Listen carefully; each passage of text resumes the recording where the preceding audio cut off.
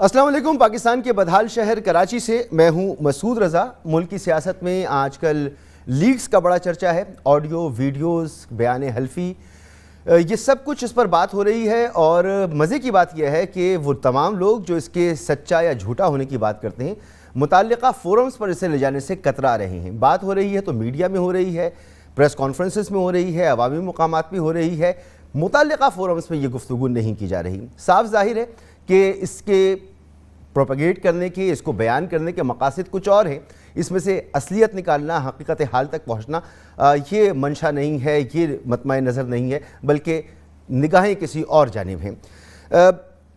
آج بھی سارا دن ہم دیکھتے رہے کہ لاہور کے حلقہ NA 133 جہاں پہ ضمنی انتخاب ہونا ہے، وہاں کے حوالے سے کچھ ویڈیوز گردش کرتی رہیں سوشل میڈیا پر اور پھر مین اسٹریم میڈیا پر بھی، جہاں ہم نے دیکھا کہ نون لیگ اور پیپلز پارٹی کے کیمپس میں، ان کے دفاتر میں لوگوں کو پیسے تقسیم کر کے ووٹ ان سے لیے جا رہے ہیں، اور یہ ایک حرام کام کروایا جا رہا ہے، قرآن پاک پر ہاتھ رکھ کر حلف لے کر کروایا جا رہا ہے۔ تو یہ ہم دیکھتے رہے۔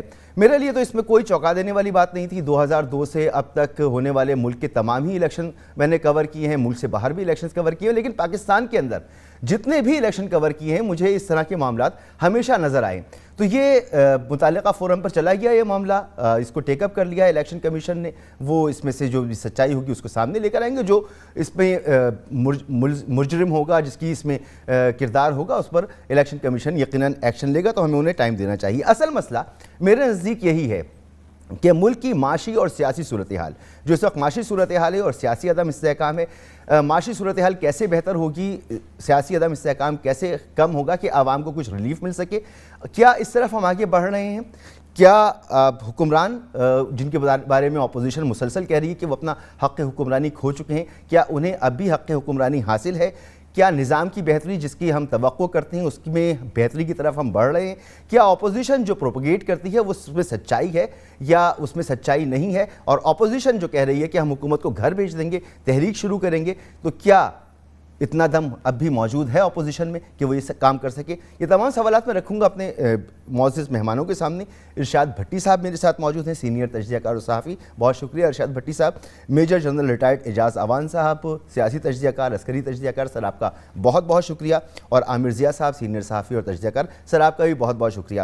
ارشاد بھٹی صاحب، یہ لیکس وغیرہ یہ تو ہم سب سنتے ہیں، مجھے لگتا ہے کہ یہ وقت کا ضیاع ہے، اس پر بات کرنا قیمتی ٹائم ہوتا ہے، ٹیلی ویژن کا، ناظرین کا قیمتی ٹائم ہوتا ہے، تو اس سے آگے بڑھ کر ہمیں پھر ایک مرتبہ دیکھنا چاہیے کہ حق حکمرانی حکمرانوں کے پاس موجود ہے، نظام میں بہتری آ رہی ہے، اپوزیشن جو کہہ رہی ہے اس میں کتنی سچائی ہے۔ دو شارٹ میں سنانا چاہ رہا ہوں، ایک فواد چودھری صاحب کا۔ فواد چودھری صاحب اس میں یہ بتا رہے ہیں کہ عمران خان صاحب اور ان کی حکومت کیوں ضروری ہے۔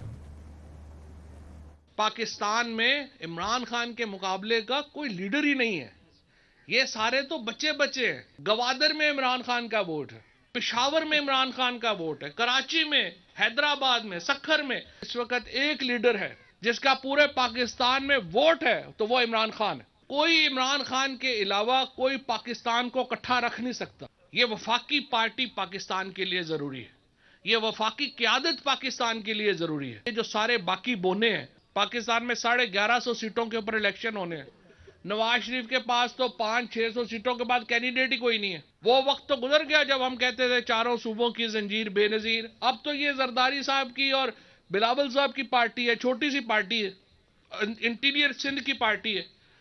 الحمدللہ اس وقت اگر کوئی جماعت پورے پاکستان میں ٹکٹ دینے کی بھی، اگر کوئی جماعت پاکستان کو جوڑے رکھ سکتی ہے، پاکستان کے مسائل کا حل کسی کے پاس ہے، تو فواد چودھری صاحب سمجھتے ہیں کہ یہ عمران خان صاحب ہیں۔ لیکن ایک عوامی آواز ہے، ایک اپوزیشن کی آواز ہے۔ سراج الحق صاحب نے اس پر بات کی، ذرا سنیے۔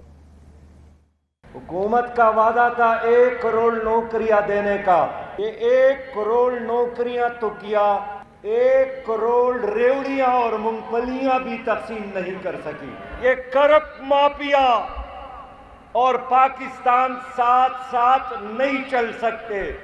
عمران خان نے وعدہ کیا تھا، نواز شریف وزیر اعظم تھے، اگر میرے خلاف 1000 لوگوں نے گو عمران گو کا نعرہ لگایا تو میں استعفیٰ دوں گا اگر میں وزیر اعظم ہوتا۔ आज कराची से लेकर चतराल तक पीटीआई के अपने जलसों और इज्तिमाअत में भी एक ही नारा है कि नो इमरान, नो इमरान, गो इमरान, गो। जी, तो ये दो मौक़िफ़ हैं, एक हुकूमत की तरफ से आ रहा है। अब मैं मेहमानों के सामने रखता हूँ। इरशाद भट्टी साहब, आपसे जैसे मैंने कहा कि ये वीडियो ऑडियो लीक्स, ये स्कैंडल्स वगैरह, इनसे बढ़कर हमारे लिए ज़्यादा इम्पॉर्टेंट ये कि मिनी बजट आने वाला है, महंगाई बढ़ने वाली है, 6,100 अरब रुपए के नए टैक्स लगने वाले हैं, 350 अरब रुपए की सब्सिडीज़ ख़त्म होने वाली हैं, महंगाई का एक तूफ़ान खड़ा है। इस सूरत हाल में अपोजिशन ये समझती है कि हुक्मरान हक़ हुक्मरानी खो चुके हैं, उनकी हुक्मरानी ने मुल्क को नुकसान पहुँचाया है। सर, आपका तज्ज़िया क्या है इस तमाम सूरत हाल पर? देखिए मसूद भाई, पहले तो 3 खबरें, 3 जुमले। हम ज़वाल आया तो क्या आया, क्या इस मुल्क में ज़वाल आया है कि हमारे प्रोफेसर्स का जो मुकाले है, अदबी मुकाले, वो अदबी चोरी में पकड़े गए हैं। 900 प्रोफेसर्स, और जिनमें कायदे आज़म यूनिवर्सिटी के, पंजाब यूनिवर्सिटी के, और 250 मुकाले जो हैं वो अल्लाह के फ़ज़ल से मुस्तरद हो चुके हैं इंटरनेशनल लेवल पर। ये है ज़वाल उस्ताद का, प्रोफेसर का, जिसकी इज़्ज़त में हम खड़े हो जाते हैं। ये ज़वाल इस सतह तक पहुँच गया है। दूसरा, गुजरात में शादी मैरिज हाल पर छापा पड़ा है, 70 गधे बरामद हुए हैं जो ज़बह करके वो खिला रहे थे। ये है मेरी कौम। तीसरा, वोट को इज़्ज़त दे रही थी मुबैना तौर पर वीडियो में, 2-2 हज़ार रुपये पर, कुरान पर हाथ रख कर 2-2 हज़ार पे ये कौम वोट बेच रही थी। ये कौम है जो कहती है मदीना की रियासत क्यों नहीं बनती, फलाई रियासत क्यों नहीं बनती, हम बुरे हुक्मरानों में क्यों फंसे हुए हैं, हमारे ऊपर ये क्यों मुसल्लत है। ये है वो कौम जो इसकी एलीट है, वो चाय का कप, कॉफ़ी का कप पकड़ के ड्राइंग रूम में तब्दीली और इनकलाब चाहती है, और जो गरीब हैं वो 2-2 हज़ार रुपये पे अपना वोट बेचे। ये आपकी डेमोक्रेसी है, डब्बा बंद जमहूरियत, जिसको आप जमहूरियत, और हमारे सरों पर पार्लियामेंट सुप्रीम, ये पार्लियामेंट में आते हैं इस तरह पार्लियामेंट में आते हैं 2-2 हज़ार देकर। और खुदा का खौफ करो, लाहौर है तुम्हारा, गढ़ है तुम्हारा, अपना घर है, उधर भी 2-2 हज़ार रुपये। ये है वो डस्का वाले जो कह रहे थे अंधाधुंध हो गई। ये है मरियम नवाज साहबा जिनकी वोट को इज्जत है। ये है वो एमन फील्ड वाला बाबा जो वहां बैठा हुआ है, वोट को इज्जत दो, सिविलियन वाला। मगर भट्टी साहब, इसका ताल्लुक सिर्फ नून लीग और मरियम नवाज से तो नहीं है ना। साहब, ये तो हमें कश्मीर में भी नजर आया था, अली अमीर गंडापुर साहब वहां पैसे बांट रहे थे। ये तो हमें सिंध में भी नजर आता है, ये तो हमें कराची में भी नजर आता है, ये तो हमें पूरे पाकिस्तान में नजर आता है ना। आता है ना। ये तो हो गया आपकी डेमोक्रेसी। लेकिन कुछ हैं जो वोट को इज्जत दो के लिए निकले हुए हैं, कुछ हैं जो सिविलियन बालादस्ती के लिए निकले हुए हैं, कुछ हैं जो जमहूरियत की जंग लड़ रहे हैं। मैं उनकी बात कर रहा हूं।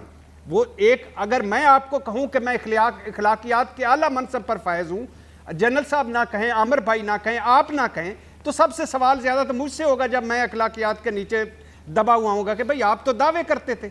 ये है वोट को इज्जत दो। आप आ जाएं इस तरफ। ठीक है, हमारे को बिलाशुबा मेरा ये मानना है कि पाकिस्तान में 75 सालों में कायदे आज़म वो आए जिन्होंने स्टेटस को तोड़ा, जुल्फ़िकार अली भुट्टो आए जिन्होंने स्टेटस को तोड़ा, और फिर इमरान खान आया जिसने स्टेटस को तोड़ा। कायदे आज़म वक्त से पहले चले गए, भुट्टो जुडिशल मर्डर हो गया, और इमरान खान रोज़ इमरान खान को मार रहा है इस तब्दीली सरकार में। अल्लाह खैर करे। अब आ जाए इस पे, आपकी मईशत पे। हम इस पर भंगड़े डाल रहे हैं मेरे भाई कि सऊदिया ने इस पे भंगड़े डाल रहे हैं। प्रेस कॉन्फ्रेंस हो गया, काबीना में खुशियां मनाई जा रही कि सऊदिया ने साल भर के लिए महाना 10 करोड़ का उधार तेल हमें दे दिया है।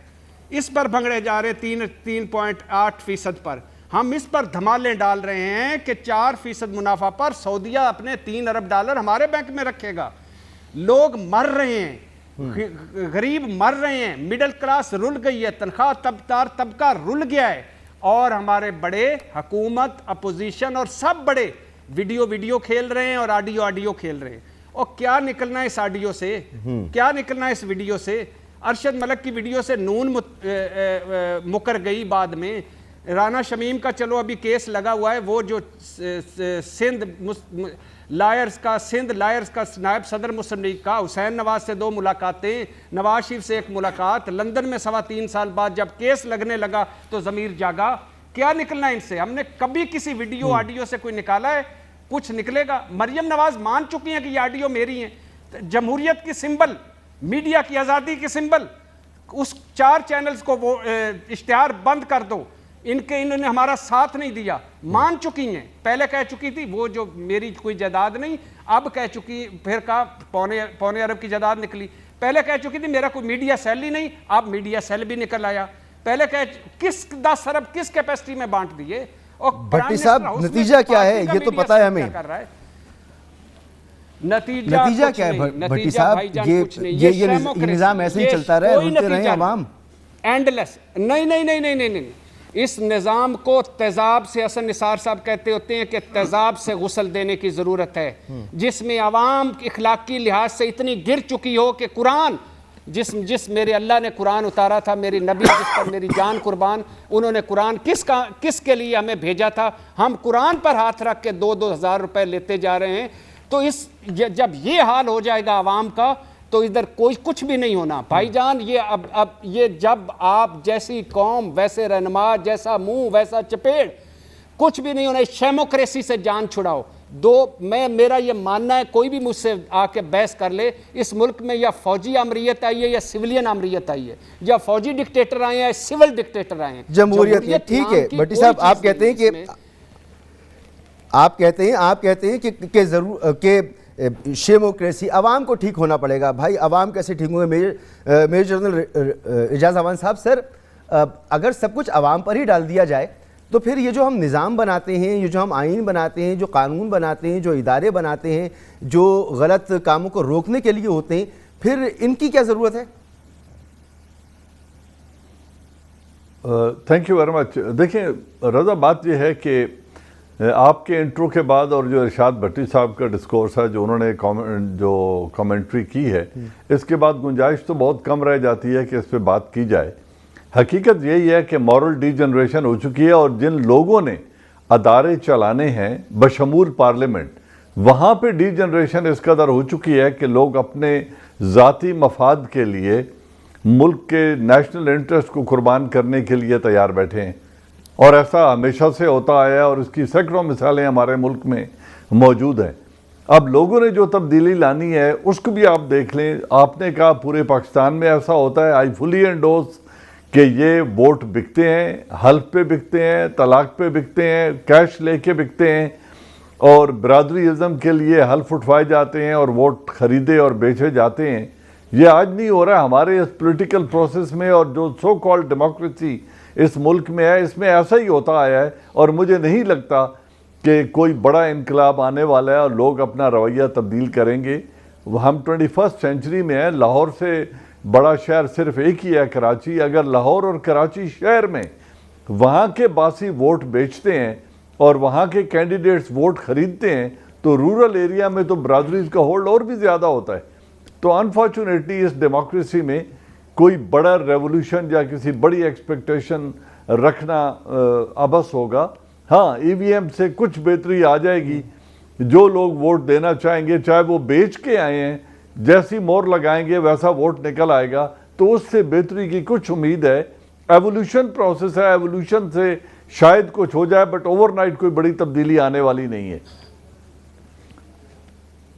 ٹھیک. تو عامر ضیاء صاحب، وہ جو ایک تبدیلی کا خواب تھا، ہم تو بڑے خوش تھے 2018 کے الیکشن کے بعد کہ پاکستان بدل رہا ہے. ریاست مدینہ کی بات کرتے تھے عمران خان صاحب، بڑے خوش تھے کہ تبدیلی آ جائے گی. تو فاتحہ پڑھ لیں اس تبدیلی پر. جناب یہ جو پنچ لائن دی ہے نا آج اب تک کی وہ اعجاز امان صاحب نے، خیر بہت ساری پنچ لائنز تو ہمارے دوست ارشاد بھٹی صاحب نے بھی دی ہیں، لیکن میں ذرا اعجاز امان صاحب نے جو پنچ لائن دی کہ جی اس ملک میں انقلاب نہیں آ رہا، اور یہی بدقسمتی ہے اس ملک کی کہ اس میں انقلاب نہیں آ رہا. ہمیں ضرورت جو ہے انقلاب کی ہے. ہم لوگوں نے یہ سمجھ لیا کہ جی مغربی جمہوریت جو ہے یہ خاکم بدہن کوئی مذہب ہے، اور اس کے خلاف اگر بات کریں گے تو کوئی خدا نخواستہ بلیسفیمی آپ کر رہے ہوں گے. حالانکہ ہم کو پتہ چلنا چاہیے کہ جمہوریت جو ہوتی ہے وہ بعض معروضی حالات کے تحت چلتی ہے، پیدا ہوتی ہے اور آگے بڑھتی ہے. اگر آپ کی ریاست میں وہ معروضی حالات ہی نہیں ہیں تو وہ اسی طرح کی جعلی جھوٹی ایک تباہ حال جمہوریت ہوگی جو کہ عوام دشمن جمہوریت ہوگی اپنے آخری تجزیے میں جا کر. تو ہماری جمہوریت جو ہے وہ عوام دشمن جمہوریت ہے، اور اس کی آپ کو مثال کراچی تا خیبر ہر جگہ ملتی ہے. اس کی مثال پیپلز پارٹی بہت بڑی جمہوریت کی چیمپئن ہے, لیکن اگر آپ برا نہ مانیں اور کہنے کی اجازت دیں, جو جس طرح سے انہوں نے کراچی کو کہ اس کے اختیارات سلب کیے ہیں میٹروپولیٹن کارپوریشن کے یہاں کی, اس سے اندازہ ہو جاتا ہے کہ ان کی عوام دشمنی کا اور جمہور دشمنی کا. جی جی میں کیوں برا مانوں گا, آپ کھل کے کہیں آپ. ہاں تو میں یہ کہتا ہوں جس طرح انہوں نے کراچی کے حقوق لیے ہیں, اس سے ان کی عوام دشمنی, کراچی دشمنی, سندھ دشمنی اور جمہور دشمنی نظر آ جاتی ہے.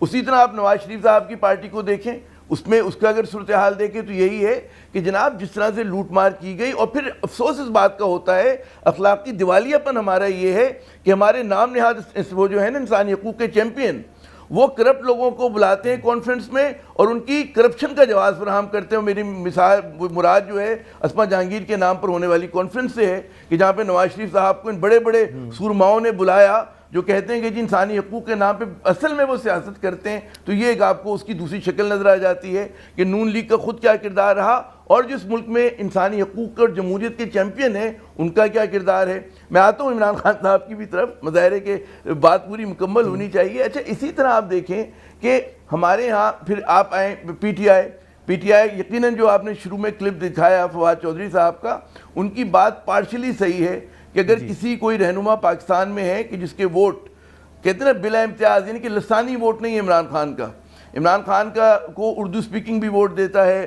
پنجابی بھی دیتا ہے, پختون بھی دیتا ہے, بلوچ سندھی سب دیتے ہیں, لسانی جماعت نہیں, اس بات میں بالکل ایگری کرتے ہیں.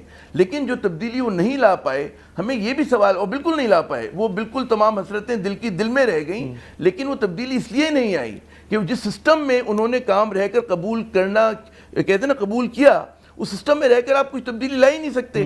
یہ سسٹم ہی کرپٹ ہے. اب یہاں پر نہ ان کے پاس 2/3 اکثریت ہے, اور ان کے سامنے ایک ایسی بیوروکریسی ہے جو تعاون نہیں کر رہی, ان کے ساتھ ایک ایسی پارلیمنٹ ہے کہ جو تبدیلی کے لیے تیار نہیں ہے. مگر ابھی بھی یہ کہنا پھر میں آگے بڑھتا ہوں عامر صاحب, ابھی بھی یہ کہنا کہ عمران خان صاحب جو ہیں وہ اسی طرح سے جیسے نعرہ لگتا تھا چاروں صوبوں کی زنجیر بے نظیر بے نظیر, تو عمران خان صاحب کا اس وقت یہی پولیٹیکل کیریکٹر آپ کو نظر آئے گا اگر آپ دیکھیں اسی طرح سے ان کو عوام متنازع ہیں, ان کے مخالفین ہیں. میں کہہ رہا ہوں کہ مخالفین ان کے یقیناً ہیں اور بہت تگڑے مخالفین ہیں, لیکن یہ بات ماننے کی کہ کراچی میں بھی عمران صاحب کا ووٹ بینک ہے اور پشاور میں بھی ہے, کوئٹہ میں بھی ووٹ بینک ہے, اسلام آباد, پنڈی, لاہور میں بھی ہے. تو میں جب ہی کہہ رہا ہوں کہ لسانی وہ پولیٹیشین نہیں ہے کہ وہ کوئی مطلب ہے دیہی سندھ کی سیاست نہیں کر رہے, وہ سینٹرل پنجاب کی سیاست نہیں کر رہے, وہ پاکستان کی سیاست کر رہے ہیں اور بڑی مجبوری میں کر رہے ہیں. غلط ان پہ ہمیں 10 میں اگر آگے موقع ملے گا ہم بات کرنے کا, ہم 10 اس پہ تنقید کر سکتے ہیں اور کرنی چاہیے. تو ان کا اصل جو مسئلہ عمران خان کا جو المیہ ہے 2 ہے.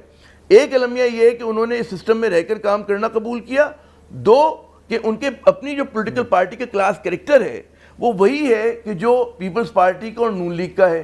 اس میں اسی کلاس کے لوگ آئے جس کو ہم کہتے ہیں ایلیٹ کیپچر, کہ جنہوں نے سیاست کے کہتے ہیں تمام مسائل پہ قبضہ کیا اور جو اپنی ایسنس میں جمہور دشمن ہے. جی ٹھیک, اور یہ جو ہم سسٹم کی بات اگر آپ اجازت دیں تو ایک جی فرمائیں. جی آپ اگر اجازت دیں تو ہم نے اس سے پہلے سب سے بڑا جو ایک ریولوشنری چینج اس ملک میں دیکھا تھا وہ ذوالفقار علی بھٹو کے دنوں میں تھا. انہوں نے آ کر جو سلوگنز دیے تھے وہ تھا کہ مل اس کی ہے جو پہیہ گھماتا ہے, اور ہل زمین اس کی ہے جو ہل چلاتا ہے, اور ہم گلیوں میں گھما کرتے تھے جھنڈے اٹھا کے پیپلز پارٹی کے ایز اے اسٹوڈنٹ, اور نعرے لگایا کرتے تھے کہ اب تخت اچھالے جائیں گے, اب تاج گرائے جائیں گے, اب راج کرے گی خلق خدا. لیکن اس کے امیڈیٹلی بعد کیا ہوا, اس سسٹم کے اندر رہ کے وہ رہے سہے پاکستان میں بھی کوئی بڑی تبدیلی نہیں لا سکے, اور اس سے پہلے انہوں نے بھی اس خلق خدا کے فیصلے کو تسلیم نہیں کیا اور اقتدار میں اپوزیشن کے بینچز پہ بیٹھنے سے انکار کر دیا تھا.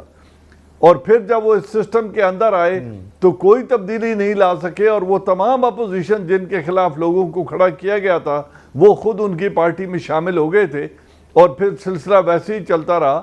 بھٹی صاحب نے کہا انہیں پھانسی دے دی گئی تھی, انہیں پھانسی دوسرے انتخابات کراتے ہوئے دھاندلی کے الزام میں, اور وہ جو مرڈر ایک ہو چکا تھا اس سلسلے میں ہوئی تھی. رائٹ اور رانگ یہ ایک ڈیبیٹیبل ایشو ہے کہ ابیٹمنٹ پہ پھانسی ہوتی ہے یا نہیں, لیکن وہ بھی قوم کو اتنا ہی ڈس اپوائنٹ کیا تھا اور ابھی عمران صاحب بھی اگر سسٹم کے اندر رہ کے بالکل عامر رضا نے بالکل درست بات کی ہے کہ ان کی پارٹی کا خمیر اگر دیکھیں تو وہ انہی پولیٹیشن سے پارٹی بنائی ہے جو دوسری پارٹیوں کے ہیں، اور یہ دوسری پارٹیوں سے آئے ہوئے لوگ ہیں.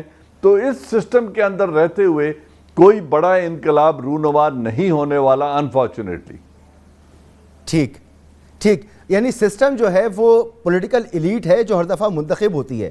عام آدمی سسٹم سمجھتا ہے، تھانے کا سسٹم، کچہری کا سسٹم، سرکاری دفاتر کا سسٹم، وہ تو اپنی جگہ رہے گا. اصل میں چینج ہونا ہے پولیٹیکل ایلیٹ کو، مگر وہ کیسے چینج ہوگی؟ ایک بریک کے بعد بھٹی صاحب سے پوچھتا ہوں کہ بھٹی صاحب اس کے بغیر تو یہ سیاست چل ہی نہیں سکتی، نظام چل ہی نہیں سکتا. ایک عام آدمی میں تو اتنی سکت ہی نہیں ہے کہ وہ نعرے لگائے اور جھنڈے نکل کے پھر گاتا پھرے کہ ہم دیکھیں گے جب تخت اچھالے جائیں گے، جب تاج گرائے جائیں گے. تو وہ سین تو اب نظر نہیں آتا. تو تبدیلی آئے گی کیسے؟ ایک بریک کے بعد. پروگرام میں آپ کو ایک بار پھر خوش آمدید. ارشاد بھٹی صاحب، بریک سے پہلے بات ہو رہی تھی کہ نظام کی تبدیلی کیسے ممکن ہوگی جب وہی سیاسی خاندان، وہی وڈیرے، وہی جاگیردار، وہی سرمایہ دار جو نسل در نسل الیکٹ ہوتے چلے آ رہے ہیں، انہی کے لیے ابھی بھی گنجائش موجود ہے. تو یہ جو آنے والے دنوں میں پی ڈی ایم کا ایک جلسہ ہونے والا ہے، ایکشن تھرلر مووی ریلیز ہونے والی ہے، مولانا صاحب کا دھرنا، اور اس سے پہلے حکومت کا جو یہ منی بجٹ کا دھماکہ ہونے والا ہے، اس کے بعد کیا عوام میں کچھ ہلچل کی توقع محسوس کریں ہم، یا نہیں بس جو چل رہا ہے ویسے چلتا رہے گا؟ مسعود بھائی، یا آپ بھولے ہیں یا آپ نے مجھے بھولا سمجھا ہوا ہے، یا ہم دونوں ہی بھولے پن کا مظاہرہ کر رہے ہیں. کس عوام کی بات کرتے ہیں آپ؟ کون سی عوام ہے اور کہاں کی عوام ہے؟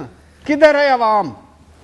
خدا کے لیے نہ کریں. اور یہ وہ عوام ہے، چلو اوپر تو ہمیں ایلیٹ کیپچر ملتا ہے، اوپر تو شاہی خاندان ملتے ہیں، اوپر تو جھوٹے منافق اور جیرے بلیڈ ملتے ہیں. بھائی عوام نہیں دیکھی ابھی آپ نے پیٹرول پمپ کی لائنوں میں؟ وہ عوام، اس کی بات کر رہا ہوں. وہ جو پیٹرول پمپ کی لائنوں میں عوام کی، چھوڑے لگی رہے گی لائنوں میں، لنگر خانوں کی لائنوں میں، لنگر خانوں کی لائنوں میں، پناہ گاہوں کی لائنوں میں، پیٹرول پمپوں کی لائنوں میں، 2 نمبریوں کی لائنوں میں، فراڈ کی لائنوں میں لگی رہے گی عوام. کس عوام کی بات کرتے ہیں؟ ڈاکٹر ایکیو خان، جس کو محسن پاکستان آپ کہتے ہیں، انہوں نے ایک پارٹی بنائی، امیدوار ہی کوئی نہیں ملے، جو چند ملے ڈاکٹر صاحب کے سمیت ساروں کی ضمانتیں ضبط.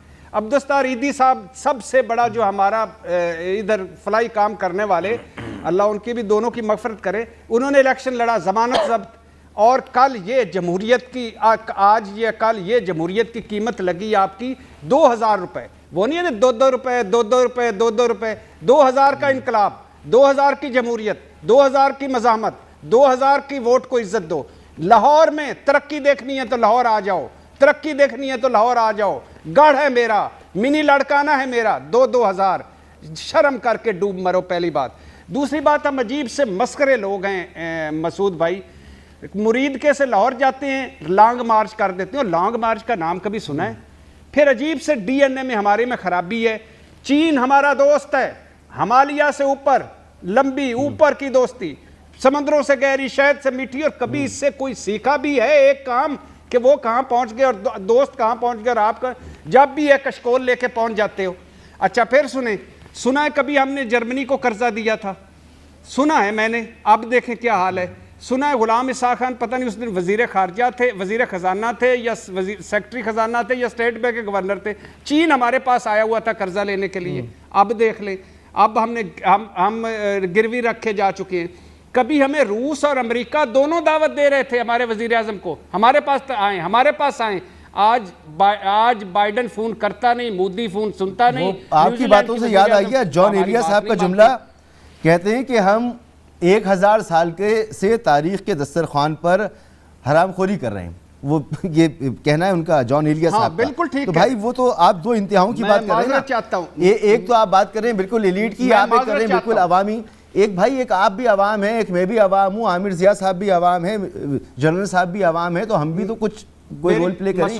ہم کیا کریں؟ مسعود بھائی ایک بات میں جان علیہ صاحب نے لفظ چھوٹا استعمال کیا، میرے پاس اس سے بڑا لفظ ہے لیکن میں بول نہیں سکتا، لیکن ان کی بات کو سیکنڈ کرتا ہوں. چھوڑ دیں. عجیب مسخرے. اور ڈی این اے کے لوگ، روسیوں نے ہمیں سٹیل مل بنا کے دی، ہم نے تباہ کر دی. انگریزوں نے ریلوے بنا کر دیا، ہم نے برباد کر دیا. انگریزوں نے کچھ شہر بچائے، ہم نے گٹر زدہ کر دیے. چند شہروں کے نام بدلے بس. اور ایک شہر اسلام آباد ہے جو آپ کے ڈکٹیٹر نے بنایا. کبھی ڈکٹیٹر ایوب جمہوریوں ڈوب مرو, ڈکٹیٹر ایوب کے دور کی معیشت دیکھ لو, ضیاء الحق کے دور کی معیشت دیکھ لو, پرویز مشرف کے دور کی معیشت دیکھ لو. شرم کرو. ایک شہر بنایا اسلام آباد, وہ بھی ایوب خان نے, اور پہلا چیئرمین یحییٰ خان تھا. اس سے بڑا اور کوئی شہر نہیں بنا سکے. اچھا, مغلوں نے باغات بنائے, ہم نے گٹ بیچ دیے, پلاٹ بنا کر بیچ دیے.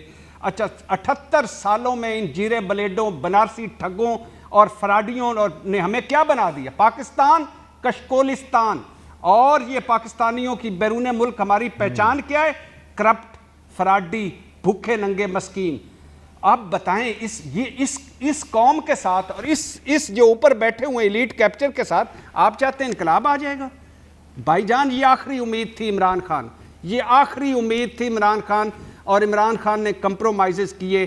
کاش یہ اقتدار میں آنے کے لیے اسی ایلیٹ کو ساتھ نہ بٹھاتے, کاش یہ اسی فراڈیوں کو ساتھ نہ بلاتے, کاش یہ انہیں جیرے بلیڈوں کو ساتھ نہ بٹھاتے, کاش یہ ان کے الیکٹیبلز کو, آزاد امیدواروں کو ساتھ نہ بٹھاتے, کاش یہ ان ساروں سے آپ سمجھتے ہیں آخری امید سے. ٹھیک ہے بھٹی صاحب, آخری امید میری زندگی میں آخری امید تھی. 30% اس قوم کا ووٹر. اللہ آپ کو لمبی زندگی دے, اللہ آپ کو لمبی زندگی دے, اور جس تبدیلی کا خواب ہے ہمارے ذہنوں میں, ہماری آنکھوں میں, وہ کبھی شرمندہ تعبیر ہماری زندگی میں ہو جائے. امید ضرور رکھنی چاہیے, امید ختم نہیں کرنی چاہیے. بھٹی صاحب, جنرل صاحب, عمران خان صاحب جب آئے تو ہم نے ایک نظام کا نام سنا جسے ہائبرڈ جمہوریت کا نام دیا گیا, اور ہم سمجھے کہ بڑا کمپریہنسو ہوگا, اس میں تو سب ایک پیج پر ہوں گے, اس میں کوئی اختلاف نہیں ہوگا, اور ڈائریکشن بالکل ٹھیک ہوگی. آج آپ سمیت ہم سب یہ بات کر رہے ہیں کہ جی ڈائریکشن ہماری ٹھیک نہیں ہے. نہیں, ڈائریکشن ٹھیک ہے, ڈائریکشن میں تو ٹھیک ہے, لیکن پرفارمنس کرنے کی پریپریشن, اہلیت اور پلان نہیں ہے. اور جو ایک مافیاز ہیں بہت سارے روپ میں, وہ اس نظام کو کامیاب ہونے نہیں دیتے, کیونکہ ہم اکاؤنٹیبلٹی نہیں چاہتے, پارٹیوں کے اندر جمہوریت نہیں چاہتے, بیوروکریسی ایک خاص ڈھنگ سے اپنا کام کرنا چاہتی ہے, انہیں وہی ڈھنگ سوٹ کرتا ہے جس کی انہیں عادت ہو چکی ہے, پولیٹیشنز کو وہی سیاست سوٹ کرتی ہے مگر جنرل صاحب سوری, ایک جملہ مجھے اور کہنے دیجئے کہ اس دفعہ سے ایک پولیٹیکل پارٹی ایک حکومت کی بات نہیں ہے, اس دفعہ ایک پولیٹیکل پارٹی ایک حکومت اور پوری ریاستی طاقت کی بات ہے. پھر یہ مافیاز کیسے زندہ ہیں؟ نہیں, مافیاز ریاست کا جسے آپ ہائیبرڈ گورنمنٹ کہہ رہے ہیں, ہائیبرڈ گورنمنٹ تو کنونشن لیگ کی بھی تھی ایوب خان کے ساتھ, ہائیبرڈ گورنمنٹ مسلم لیگ نون اور جنیجو لیگ کی بھی تھی جنرل ضیاء الحق کے ساتھ, ہائیبرڈ گورنمنٹ کیو لیگ کی بھی تھی جنرل مشرف کے ساتھ. تو یہ تو اس کو ہائیبرڈ گورنمنٹ اس سینس میں تو ہم کہہ ہی نہیں سکتے. ٹرولی ہائیبرڈ گورنمنٹ تو وہ 3 تھیں جن کا میں نے آپ کو نام بتا دیے. اب ایک پولیٹیکل پارٹی ہے, اور جو ہارے ہوئے لوگ ہیں انہوں نے ایک الزام دیا, اگر ایک ادارہ لیٹس سے بولڈلی کہ فوج ISI اگر موجودہ حکومت وقت کے ساتھ کھڑی ہے اور ہر لیول پہ ان کے ساتھ تعاون کر رہی ہے, ان کے راستے میں روڑے نہیں اٹکا رہی, تو اس کو ہائیبرڈ گورنمنٹ کہہ دینا یا ان سے پولیٹیکل جو اچیومنٹ ہے عمران خان سے اس سے کریڈٹ چھین لینا میرے خیال میں فیئر نہیں ہوگا. 1.7 ملین ووٹر تھے پراببلی ان کے, یا 17 ملین, ناٹ شیور, میرے خیال میں 1.70 کروڑ سے کتنا ووٹ ان کو ملا تھا. تو ان ووٹرز نے اپنا چوائس کیا, انتخاب کیا. ہاں, لیکن ایشو یہ ہے کہ ہمارے جو پولیٹیکل ایلیٹ ہے اس ملک کی, وہی اقتدار میں آ سکتے ہیں, پارٹیوں کے اندر جمہوریت نہیں آئے گی. اور جس سسٹمیٹک طریقے سے کانسٹیٹوئنسیز کے ووٹ کو کیپٹیو کیا گیا, ان کو محکوم بنایا گیا ہے ایک بڑے سوچے سمجھے منصوبے کے تحت, وہ یہ ہے کہ ملازمت کا کوٹا MPA کو ملے گا, سڑک پکی کرانے کا کوٹا MPA MNA کو ملے گا, اسی طرح بجلی دینے کا, گیس دینے کا, اسکول اپ گریڈ کرنے کا, یہ تمام راستے MNA اور MPA کے گھر سے جاتے ہیں. ڈیولوشن کے یہ بالکل اگینسٹ ہیں جو جمہوریت کی روح ہوتی ہے. ڈیولوشن یہ کرنا نہیں چاہتے, اور آپ نے دیکھا سپریم کورٹ کے احکامات کے باوجود لوکل باڈیز کے انتخابات نہیں ہو سکے, اور لوکل باڈیز میں جس طریقے سے ان کو ایمپاور کیا گیا تھا پریزیڈنٹ مشرف کے دنوں میں, انہی پولیٹیکل پارٹیوں نے, مسلم لیگ کیو اور ان کے اتحادیوں نے مل کے آہستہ آہستہ وہ تمام اختیارات ان سے 4 سالوں میں واپس لے لیے اور ان کو بھی ریڈنڈنٹ بنا کے چھوڑا. اس کے بعد سے آنے والی 2 حکومتوں نے ان کے انتخابات کرانے ضروری ہی نہیں سمجھے, اور جو ہوئے ہیں وہ معطل ہوئے پڑے ہیں, اور جو ابھی بحال ہوئے ہیں دسمبر تک ان کے پاس اختیارات نہیں ہیں. تو وہ جمہوریت جو ڈیولوشن کی حامی نہ ہو, جو لوگوں کو ایمپاور ہی نہیں کرنا چاہتی, وہ یقیناً لوگوں کے مسائل بھی حل نہیں کرنا چاہتی, اور وہ تمام تر جسے ارتکاز دولت اور ارتکاز طاقت کہیں وہ اپنے ہاتھوں میں رکھنا چاہتے ہیں اور اپنے گھرانے تک رکھنا چاہتے ہیں, اور یہی انفارچونیٹلی سسٹم چل رہا ہے. اور دوسری ایک اور بات جو ہر جماعت کا رویہ رہا ہے, پاکستان میں کسی آدمی نے ریولوشنائز کر کے نہ ٹیکس کلیکشن کے سسٹم کو بہتر کیا, نہ ٹیکس ریفارم, نہ جوڈیشل ریفارم, نہ لینڈ ریفارم, نہ ایجوکیشن ریفارم, نہ ملٹری ڈکٹیٹرز نے کی, نہ پولیٹیشنز نے کیا. تو جب سسٹمیٹک امپروومنٹ کوئی کرنا ہی نہیں چاہتا تو وہ ایک ہی طریقہ ہے کہ قرض لو, 5 سال حکومت کرو, کوئی پیرامڈز بناتا ہے اورنج ٹرین کی صورت میں, کوئی میٹرو بناتا ہے, اور اتنے بڑے بڑے میگا پروجیکٹس بنا کے ملک کو مقروض کر کے یہ جا وہ جا, اور اگلے انتخابات کے لیے پھر وہ آ جاتے ہیں. لوگوں کے اندر جو ابھی بات بار بار ہو چکی ہے, اتنا شعور بھی نہیں ہے, اور ضمیر فروشی کی حد یہ ہے کہ لوگ چند ٹکوں کی خاطر ووٹ ڈالنے کو تیار ہیں, جسے وہ کہتے ہیں نا کہ اپنی بوٹی کے لیے بھائی کی گائے ذبح کرنا. یہ ہمارا رویہ ہے انفارچونیٹلی, اور اس کام کے لیے بہت اتنی مہارت حاصل کر چکے ہیں. مگر سیاسی قیادت ہو, لیڈر تو ہوتا وہ ہے نا جسے قوم کو تربیت دینی ہوتی ہے, وہ تربیت دیتا ہے. تو یہ وہ تربیت کہاں ہے, اور پھر اب کیا ہوگا کیا؟ عامر ضیاء صاحب, ایک بریک کے بعد آپ سے پوچھتا ہوں کہ شہباز شریف صاحب کئی مرتبہ کہتے سنے گئے جی ایک نئے عمرانی معاہدے کی ضرورت ہے, کہ سب بیٹھ جائیں اور طے کریں کہ ملک کو کیسے آگے لے کے چلنا ہے. کیا یہی ایک راستہ باقی بچا ہے, یا جو سسٹم چل رہا ہے اس میں کوئی گنجائش نکل سکتی ہے کہیں سے بھی کہ جی عوامی کی بھی کوئی سن لے, کچھ بہتری نظر آ جائے؟ ایک بریک کے بعد آپ سے پوچھتا ہوں.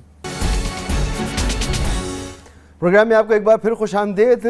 گفتگو میں شریک تھے میرے ساتھ ارشاد بھٹی صاحب, سینئر تجزیہ کار اور صحافی, میجر ریٹائرڈ جناب اعجاز آوان صاحب میرے ساتھ موجود تھے, عامر ضیاء صاحب موجود تھے, اور جو گفتگو بریک سے پہلے ہوئی اس میں اس بات پر تو تقریباً سبھی متفق ہیں کہ پاکستان جس ڈائریکشن میں چل رہا ہے اس میں تبدیلی کا جو خواب تھا وہ شرمندہ تعبیر ہوتا نظر نہیں آتا. بلکہ بھٹی صاحب کو تو ایک موقع پر یہ بھی کہنا تھا کہ ہم ڈائریکشن لیس جا رہے ہیں, ہم پشاور کی بس میں بیٹھ کر ہم سمجھ رہے ہیں کہ ہم اسلام آباد سے چلیں گے تو کراچی پہنچ جائیں گے, حالانکہ بس تو پشاور جا رہی ہے. تو یہ صورتحال اگر ہے, اور اپوزیشن میں بھی ہمیں کوئی دمخم نظر نہیں آ رہا کہ اپوزیشن اس نظام کو تبدیل کر سکے. یہ کون سی اپوزیشن؟ وہی اپوزیشن جو بار بار مشرف دور سے آپ دیکھ لیں, مولانا فضل الرحمان صاحب ہوں, اس کے بعد پاکستان پیپلز پارٹی ہو, پھر نون لیگ ہو, انہی کی حکومتیں رہیں, اور پھر اسی تسلسل میں عمران خان صاحب کی حکومت آئی ہے. عوام پریشان ہیں, بے چین ہیں, روزگار نہیں مل رہا. یہ تمام صورتحال ہے اور معاملات ٹھیک نہیں ہو رہے, تو پھر ہونا کیا چاہیے؟ یہ ایک بڑا سوال ہے. اس کا جواب ہماری پولیٹیکل ایلیٹ کو خود دینا ہوگا. اجازت دیجیے, اللہ حافظ.